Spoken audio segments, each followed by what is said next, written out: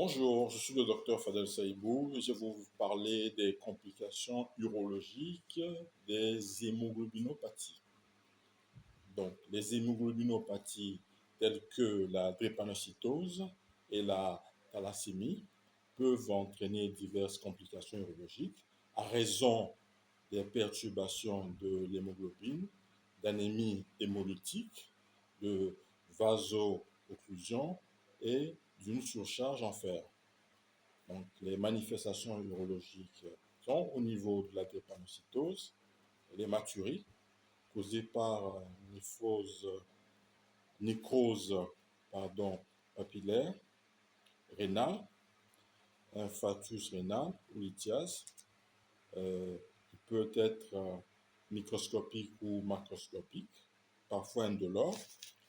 La nécrose papillaire rénale, causée par ischémie médulaire, due à la vaso-occlusion des vaisseaux droits, fragiles et peu anastomosés, et ce qui se manifeste sous forme d'hématurie, de colique néphrétique, d'insuffisance rénale chronique. Le syndrome de perte des tubes rénaux, causé par atteinte tubulo-interstitielle chronique, se manifestant sous forme d'acidose, hyperchlorémique, d'hypocalémie,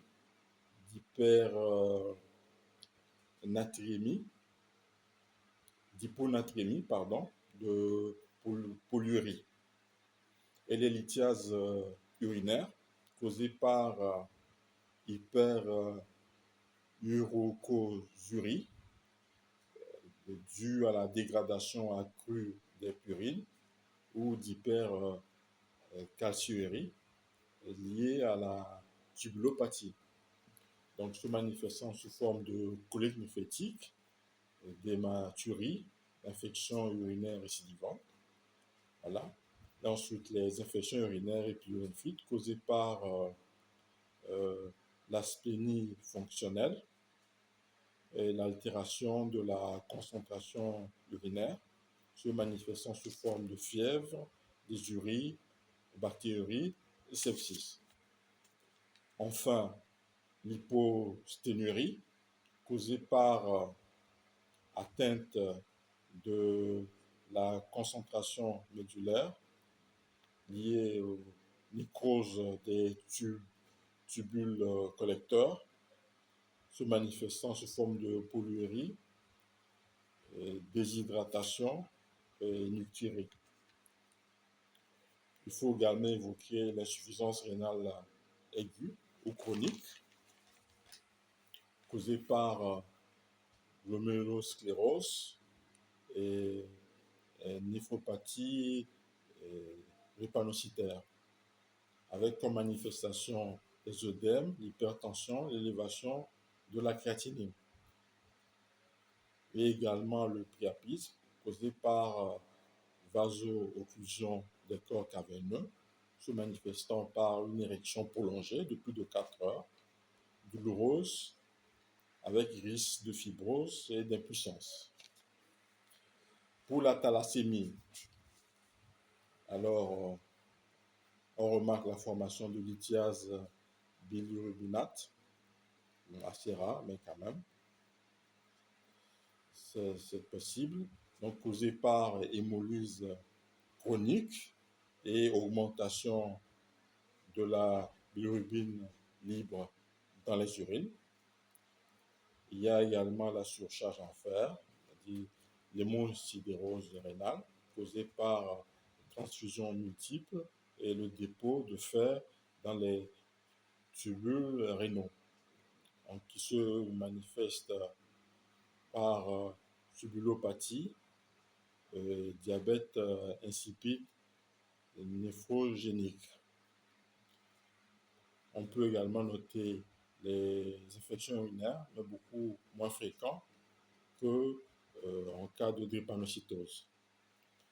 Pour la prise en charge, donc pour la drépanocytose, en cas d'hématurie, donc on a recours à l'hydratation intraveineuse ou péros abondante, aux antalgiques en prenant soin d'éviter les ANS en cas d'insuffisance rénale chronique, l'utilisation d'acide aminocaproénique en cas de saignement persistant ou embolisation artérielle si saignement majeur, ce qui est quand même rare.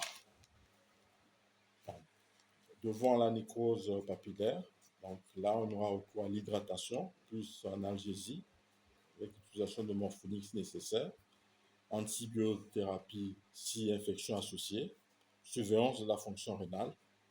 Voilà. Pour le syndrome de perte tubulaire, donc ce sera la correction des troubles hydroélectrolytiques, comme K plus bicarbonate, l'utilisation d'hydroxyurée pour réduire les crises vaso-occlusives. Concernant les lithiases urinaires, alors ce sera une hydratation quand même de plus de 3 litres par jour. Voilà, s'il n'y a pas de contre-indication, bien entendu. Alcanisation des urines par citrate de potassium, par exemple si urique, allopurinol si hyperuricosurie.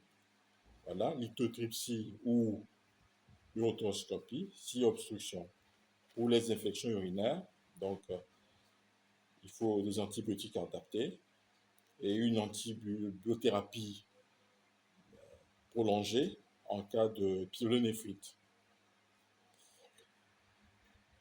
Concernant le priapisme, donc il faut une analgésie par paracétamol plus ou moins morphonique, hydratation et oxygénothérapie, ponction, aspiration et lavage des corps caverneux, c'est plus de 4 heures, échange transfusionnel, si réfractaire, utilisation des inhibiteurs de la phosphodiesterase de type 5 en prévention secondaire. Voilà. Pour l'insuffisance rénale, l'utilisation d'hydroxyurée pour réduire la progression, de inhibiteurs de l'enzyme de conversion ou des antagonistes des récepteurs de l'angiotensine 2 en cas de protéinurie,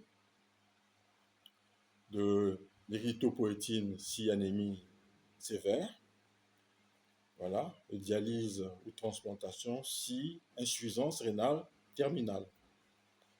Pour la thalassémie, donc devant la surcharge en fer, donc on procédera par chélation en utilisant par exemple la déferoxamine ou le déferasirox. Voilà. On procédera à la surveillance de la ferritine et de la fonction rénale. Pour la lithiase bilinate, donc une hydratation